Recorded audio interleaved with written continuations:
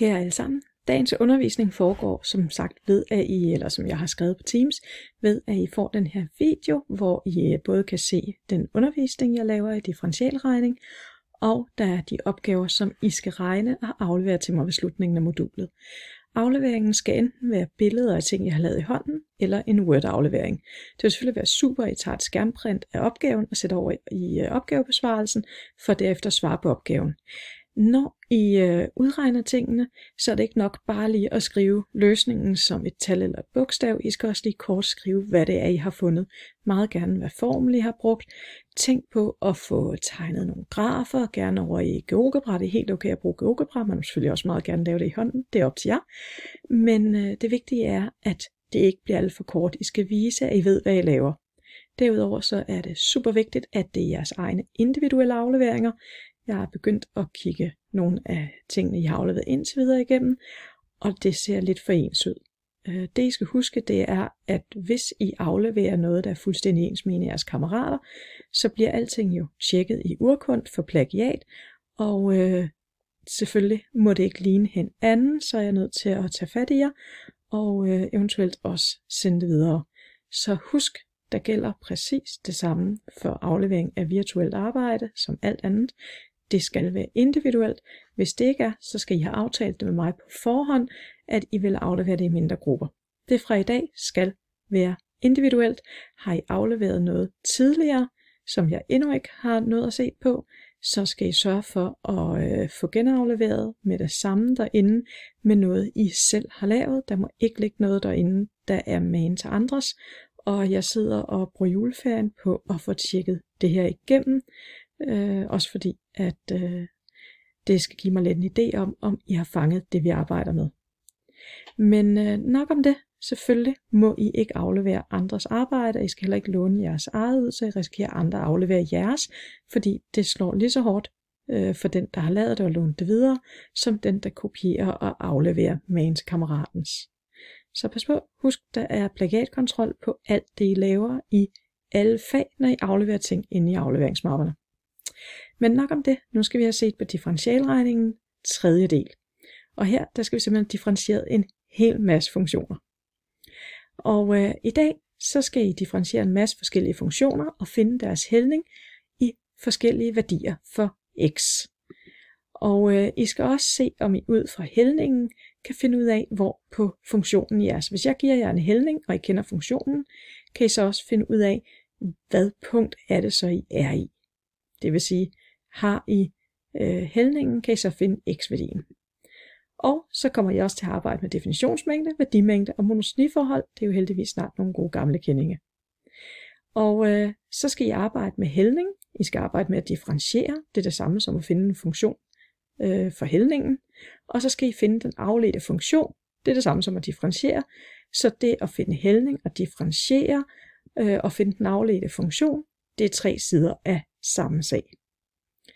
Og så skal I bruge den oversigt 431 fra lærebogen, vi har set på før, fra lærebog i matematik HHX2 rigtig meget. Det er den herovre. Men lad os bare komme i gang. Differentiering nogle simple funktioner. Vi kigger lige på noget af det, vi har set på før. Hvis I nu skal differentiere funktionen f af x lig med 5, jamen for det første skal I lige huske, det er konstantfunktionen. Og hvad skal vi så bruge over i den her oversigt for at kunne differentiere en funktion af den her type? Jamen det er den, der står her. Hvis f af x er lige med en konstant, så kan vi finde den afledte funktion, altså hældningen, f mærke af x, som f mærke af x lig med 0. Det vil sige, hvis det er en konstant funktion, så er hældningen altid 0. Her har jeg konstantfunktionen tegnet, som I kan se er den vandret. Hældningen er altid 0. Og den afledte funktion bliver altså, som jeg sagde, f mærke af x lig med 0. Hvis nu vi vil prøve at finde f mærke af minus 2, det jeg så egentlig spørger om, det er, hvad er hældningen for vores funktion, den her funktion, hvis x er lig med minus 2? Jamen det har vi jo lige fundet ud af. Uanset hvad værdi x har, så er hældningen altid 0. Går jeg ind her ved x lig minus 2, så kan jeg se, at hældningen er 0, den er vandret. Det samme, hvis jeg skal finde f mærke af 3, altså hældningen for den her funktion f af x lig med 5, når x er 3. Jamen der er hældningen jo stadig 0. Går jeg herud ved 3, den vil ligge lige herude, og op til funktionen, så har den stadig en hældning på 0. Så uanset hvad x-værdi jeg putter ind, så har en konstant funktion hældningen 0, den er vandret. Et andet eksempel, det er en lineær funktion, en anden type lineær funktion, den vi er mere vant til at kigge på. Her den, der hedder f af x lig med 3x minus 4. Den har jeg tegnet her. GeoGebra er altid en god ting. Det hjælper til at give et overblik. Hvis jeg skal differentiere den her funktion, så skal jeg bruge den, der står her med blot f af x lig med ax plus b, fordi jamen, jeg har jo 3x minus 4, så jeg har en a-værdi på 3. X er bare x, det er det, der står her, så det er x i første, altså et førstegrads polynomie, også kaldet en lineær funktion, plus b, og min b-værdi er her minus 4. Så jeg kan se, det her, det er jo den samme type funktion. Det her er bare et eksempel, hvor det her er den generelle lineære funktion. Den afledte funktion, det bliver f mærket af x lig med 3, fordi hvis min funktion ligner den her, f af x lig ax plus b, så skal jeg bare tage a-værdien, så har jeg hældningen for funktionen. Altså den afledte funktion, den differentierede funktion, det er f mærket af x lig med a. Her der er a-værdien 3, så hældningen bliver altså også 3. Det kan I også se på billedet herover. Hvis jeg skulle finde hældningen af x er lig med minus 2, så vil jeg gå herud og ned til at ramme funktionen. Da hældningen 3 går jeg 1 ud, så skal jeg gå 3 op for at ramme den igen. Så jeg gjorde det samme ved 3. Det er ikke særlig sigende billede, for jeg rammer hele tiden udenfor. Men hvis jeg gik op og ramte kurven her fra 3, så vil jeg også skulle gå 1 ud og 3 op for at ramme grafen igen. Hældningen af 3, det er det, der står foran x, præcis ligesom I så i grundforløbet. Første opgave. I skal arbejde med oversigten, og I skal betragte funktionerne f af x lig med 2x minus 4 og g af x lig med 7, og så skal I svare på spørgsmålene nedenfor, det vil sige løse opgaverne. Først skal I tegne begge funktioner, derefter skal I finde hældningen for begge funktioner ved aflæsning, så skal I finde hældningen ved at differentiere, det vil sige, at I skal finde den afledte funktion for begge funktioner, ved at beregne den ud fra oversigten, mestendels nok bare aflæse nogle ting. Så skal I også finde ud af, hvad er hældningen af x er 3, altså I skal finde f mærke af 3, hvad er hældningen af x er 5, det vil sige find f mærke af x er 5, og forklar, hvad resultaterne viser, og hvorfor svarene er ens. Uanset om I sætter 3 eller 5 ind i f, så får I det samme svar, og det samme for funktionen g. Forklar kort, hvorfor I gør det. Så skal I finde, det var kun for funktion f heroppe i d'eren. I e'eren, der er det nemlig x lig 2 og x lig minus 4, I skal finde hældningen i for funktionen g, og her skal I også forklare, hvad resultaterne viser, og hvorfor svarene er ens. Igen, skriv lige et par ord om det. Så skal I opskrive forskriften for den funktion, der er parallel med jeres funktion f, og skære y-aksen i y lig 8. Og til sidst så skal I opskrive forskriften for den funktion, der er parallel med g, og skære y-aksen i y lig 8. Husk det ikke nok bare at skrive et tal, I skal også lige kort forklare, hvad I har gjort og hvorfor. Og det bruger I selvfølgelig lige lidt tid på. Tag et billede af det her, læg over jeres aflevering, og så gør det derfra. Godt. Når I er færdige, går I bare videre, men pause videoen indtil I er klar. Nu skal vi differentiere nogle simple funktioner igen. Vi tager et tredje eksempel. Vi bevæger os over i andengradspolynomierne. Dem arbejdede vi også med sidste gang. Her der har jeg tegnet x i anden. Det var det andengradspolynomie, I har set rigtig meget.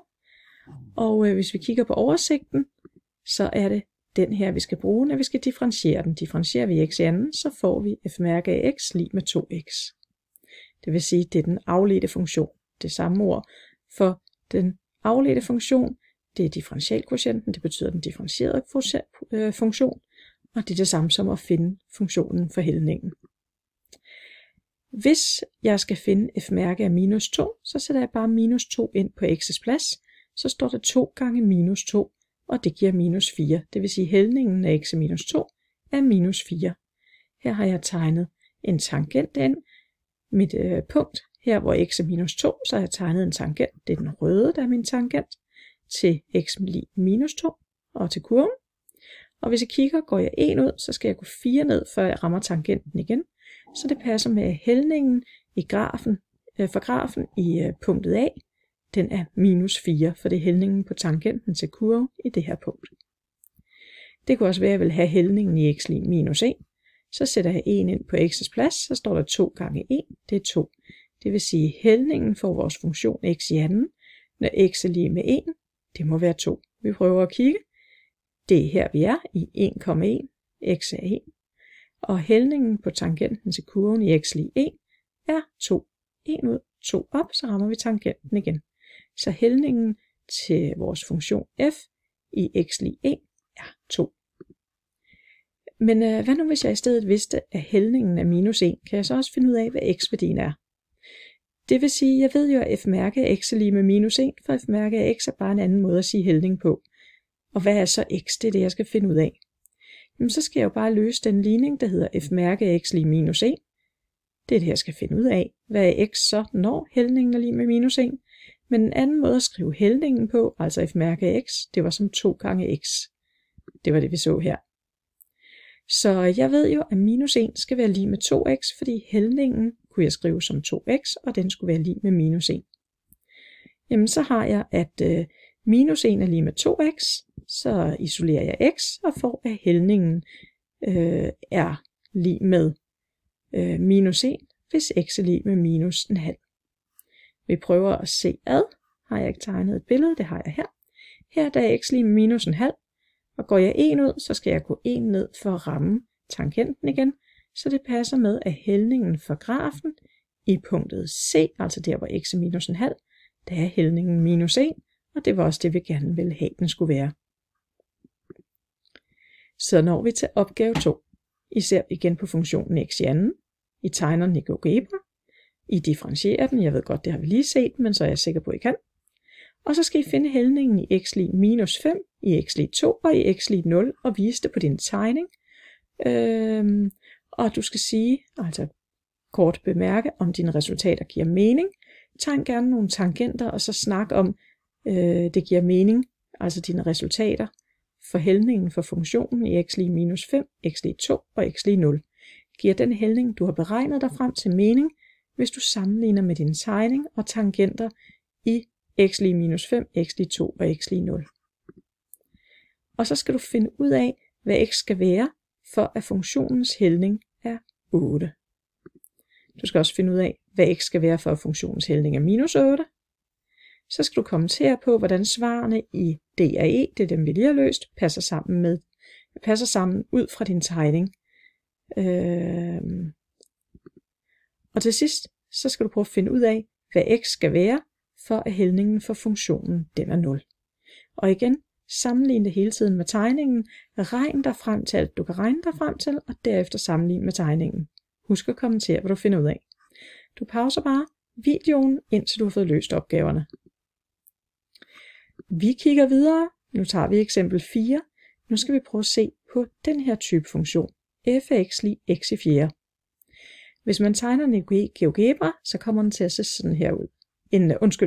Det gør den her ikke, men et typisk fjerdegrads polynomie har en form lidt af det her, med benene i vejret, eller modsat nedad, men begge ben vender samme vej, og så er det ligesom en bule midtvejs.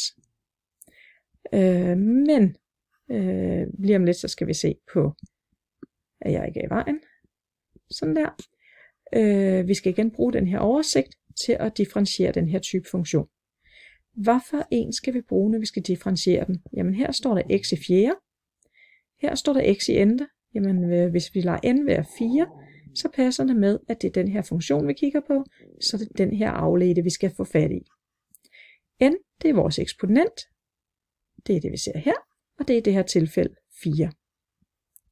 Den afledte funktion, det bliver så 4 gange x opløftet i 4 minus første, fordi n er jo 4. Det er det, jeg har skrevet her. For kortere, så står der 4x i tredje, fordi 4 minus 1, det er jo 3. Og hvis jeg skal finde f-mærke af 1, så får jeg 4 gange 1 i tredje, fordi jeg sætter bare 1 ind herover. Det vil sige, at hældningen af x er lige med 1 er 4. Ser lige om ikke der dukker billedet frem af funktionen. Jo, fordi den her funktion, den er nemlig lidt anderledes. Den har godt nok stadigvæk begge ben opad, men I kan se, at den har ikke ligesom nogen pule undervejs. Det er fordi, det er den mest simple fjerdegrads polynomie, og det ser lidt anderledes ud i forhold til, om det havde en bule undervejs. Så det her ligner lidt mere et andengrads polynomie, men med sådan lidt mere flad del hernede ved toppunktet, og så måske også lidt stejlere bagefter. Men vi prøver at se på det.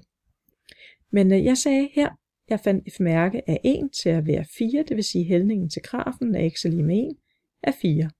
Tegnede jeg en tangent her, passer den nok meget godt med, at hældningen på den tangent vil være 4.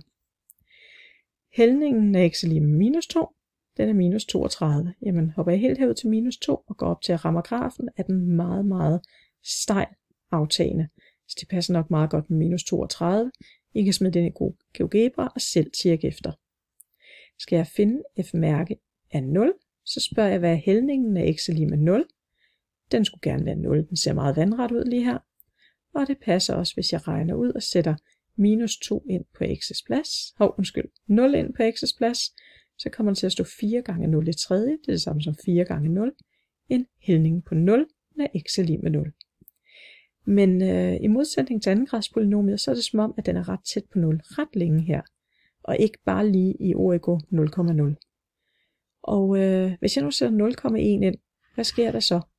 Jamen så får jeg 4 gange 0,1 i tredje, fordi jeg har jo sat 0,1 ind på x's plads. Så kommer der til at stå 4 gange 0,001, fordi 0,1 i tredje bliver et endnu mindre tal, nemlig 0,001. Ser jeg 4 gange det, så får jeg 0,004. Det vil sige, at hældningen i x lig med 0,1 er meget tæt på 0. Og det kan ligesom forklare, hvorfor den her ligesom har en lidt mere flad struktur her for meget lave, eller for værdier af x, som er tæt på 0. Og det vi lige skal bemærke, det er, at her har jeg som sagt tegnet x i fjerde, og den ser jo som sagt noget anderledes ud end normalt fjerdegrads polynomie, som jeg har tegnet ovenover her. Godt. Vi kigger lige videre, fordi nu skal I prøve at lave en opgave. I skal kigge på funktionen f af x lig x i tredje, og så skal I finde tegnefunktionen i GeoGebra. Altid start med at tegne funktionen. Derefter skal I beskrive funktionens monotoniforhold, hvornår den voksende, hvornår den aftagende. Så skal du markere den formel, du bruger for at differentiere funktionen over i oversigten herover 431. Og så skal du differentiere funktionen. Det er det samme som at finde den afledte funktion, altså hældningen. Det vil sige, at du skal prøve at finde f-mærke af x, når du ved f af x er lig med x i tredje. Til sidst så skal du beregne hældningen for funktionen f af x i x lig minus 1, i x lig 0, i x lig 1 og i x lig 2. Det vil sige, at du skal finde hældningen for din funktion i de 4 x-værdier. Det skal du vise på din tegning og overveje, om dine resultater giver mening, og vis det gerne ved, at du indsætter tangenter i de her punkter. Og så kan du se, jamen passer hældningen, du har beregnet dig frem til i de her 4 punkter, med det, du kunne tegne dig frem til. Og I pauser selvfølgelig bare videoen, til I har svaret på opgaven. Så tager vi den næste opgave. Der skal I tegne funktionerne f af x lig x i anden og g af x lig x i fjerde i et koordinatsystem. Nu skal vi lige prøve at se på, hvordan de passer sammen og hvordan de ikke passer sammen. Start med at differentiere funktionerne f af x lig x i anden og g af x lig x i fjerde. Det vil sige, at I skal finde f-mærke af x og g-mærke af x. Og så skal du ud fra tegningen prøve og så selvfølgelig de afledte funktioner, prøve at forklare, hvorfor hældningen for din funktion f er meget mindre end hældningen for din funktion g, når x er tæt på 0. Og det passer også ikke helt. Retter lige til at opføre sig ordentligt. Det håber jeg kan. Vi prøver lige at trykke der. Så ser vi, om ikke det har hjulpet på det. Godt. I skulle differentiere funktionerne f og g, og så skulle I finde, så I skulle finde f-mærke af x og g-mærke af x. Og så skal I prøve at forklare ud fra den her tegning, I lavede af jeres funktioner til at starte med, og ud fra de resultater, I får, altså jeres afledte funktioner, så prøv at forklare, hvorfor hældningen for jeres funktion g er meget mindre end hældningen for jeres funktion f, når x er meget tæt på 0. Så når I er tæt på jeres toppunkt, fordi det ligger jo tilfældigvis her i x lig med 0, når I er tæt på, når x er tæt på 0, hvorfor bliver hældningen så meget mindre for jeres funktion g end for jeres funktion f, Og når I kommer langt væk fra 0, hvorfor er hældningen så meget større for funktionen g end funktionen f, når I kommer rigtig langt væk fra 0? Og et hint er at prøve at sætte nogle forskellige versioner for x ind i begge de afledte funktioner og se, hvad bliver hældningen, og hvorfor tror I, den bliver, hvad den bliver. Godt, og I pauser selvfølgelig og regner på ledet løs. Når I er færdige, går I videre til næste opgave. Fordi nu skal I kigge på de 3 funktioner, jeg har skrevet her. f af x lige x i anden, g af x lige x i tredje, og h af x lige med x i fjerde. Start med at tegne funktionerne. Så beregner I funktionsværdierne for alle 3 funktioner for nedenstående værdier af x, og så markerer I punkterne i koordinatsystemet efterhånden. Så her, der prøver I simpelthen at udregne, hvad bliver jeres y-værdi, når I har de her x-værdier for hver af de 3 funktioner. Og kan det prøve at forklare noget om, hvorfor funktionerne ser ud, som det ser ud.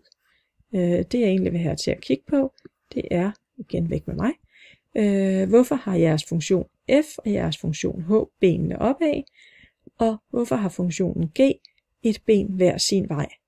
Prøv at udnytte det her skema til at forklare jeres tanker omkring det sidste spørgsmål. Og igen, så for at tegne alle funktionerne ind, sæt punkterne ind efterhånden, og så se om ikke det kan hjælpe jer til at forstå, hvorfor benene vender opad for f og h, og hvorfor de vender hver sin vej for g. Og når I er færdige, så går I videre til andre funktionstyper. Vi har for eksempel den, jeg har valgt at tage her, f af x lige med kvadratroden af x. Den har vi ikke arbejdet med før, men gør som altid, tegn den i GeoGebra, så I har en idé om, hvordan den ser ud. Og det første, vi bemærker, det er, at vi har ikke nogen negative x-værdier med. Funktionen er først tegnet, når x er større end eller lige med 0. Og hvordan kan det så være? Jo, hvis vi kigger på funktionen, så tager vi kvadratroden af x.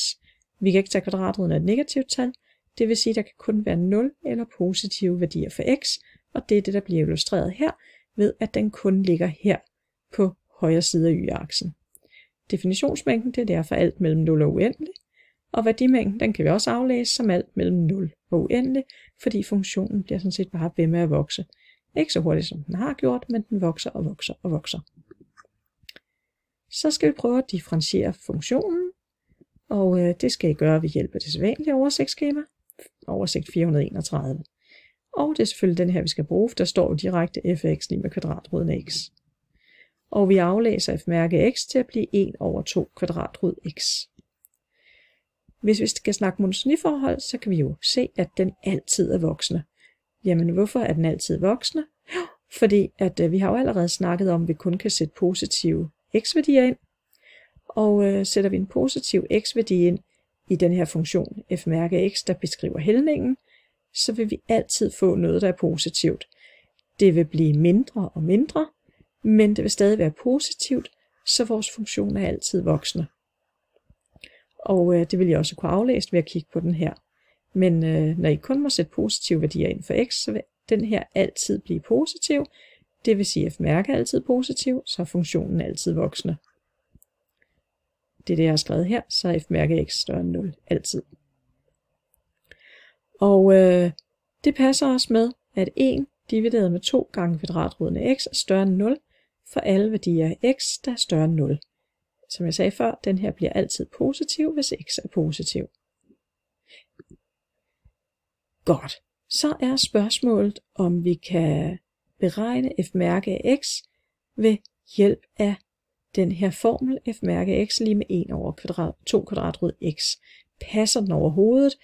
Giver det mening, det der står herover? Vi skal ikke bevise den, men vi skal prøve at se, om det er rigtigt, at vi virkelig kan beregne hældningen ved at bruge den her funktion. Og vi prøver med x lige med 5.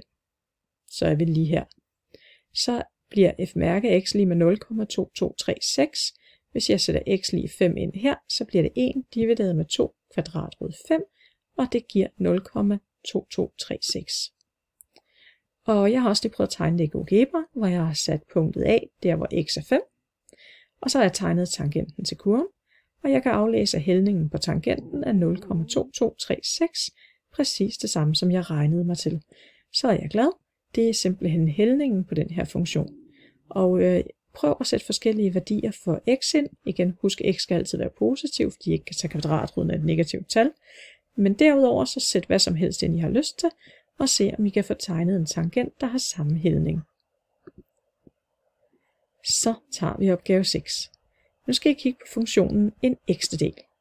I skal først tegne den i GeoGebra, opskrive definitionsmængde og værdimængden, og overveje, om der er nogle værdier for x, hvor funktionen ikke er defineret. Den ikke er defineret, det betyder, at vi ikke kan regne funktionens y-værdi ud fra x-værdien. Det vil sige, at vi kan simpelthen ikke udregne regnestykket herop, hvis en eller anden bestemt værdi for x optræder. Og der skal I overveje, er der sådan nogle værdier for x, som gør, at vi ikke kan udregne, hvad bliver værdien af brød.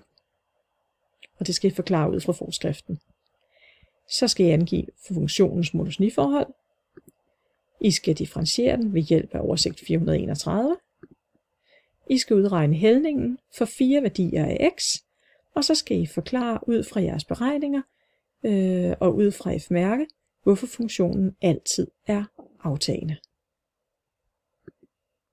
Og igen så tager I og pause videoen og regner indtil I er klar til at gå videre. Så har vi opgave 7, som er lidt af hvert, hvor vi bruger oversigten 431. Den her oversigt over. Kan jeg godt lige sætte mig selv herop igen. Først så skal I differentiere, det vil sige, I skal finde den afledte funktion for f af x lig med minus x plus 1. Start med at finde ud af, hvad I skal bruge for oversigten, og så differentierer I. Og I skal selvfølgelig differentiere det her i hånden. Og så skal I prøve at differentiere f af x lig med x i 6. Det vil sige, at I skal finde f-mærke x, altså den afledte, det vil sige hældningen.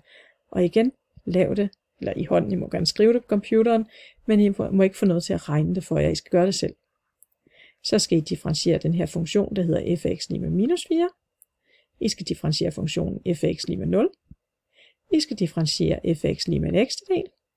Og I skal differentiere f af x lig med x i første. Og derefter så skal I svare på, hvorfor I får samme svar, som hvis I differentierede f af x lig med x. Det var det for i dag. Jeg håber, at I har arbejdet godt og intenst hele vejen. Husk at aflevere dagens arbejde i afleveringsmappen, og husk at sørge for, at det er jeres egne noter, og ikke noget, I har lånt af andre. Lad være med at låne jeres noter ud. Det hele bliver plagiat-tjekket. Det var det. Og så håber jeg, at tingene gav mening. Og ellers så må I gerne skrive i jeres aflevering, hvis I synes, det her overhovedet ikke giver mening. Så har jeg det at forholde mig til. Hvis I synes, at det er okay let, må I også gerne lige skrive en note med det, så jeg kan se den, når jeg læser afleveringerne igennem. Husk at aflevere individuelt, og husk at jeg fraværsregistrerer også ud fra det. Tusind tak. Vi ses forhåbentlig snart. Så skal jeg bare lige se, om jeg kan få lov til at pause den her optagelse. Jeg skal bare lige finde pauseknappen. Det er jo slet ikke mærkeligt det her. Nu bliver jeg bare ved med at optage.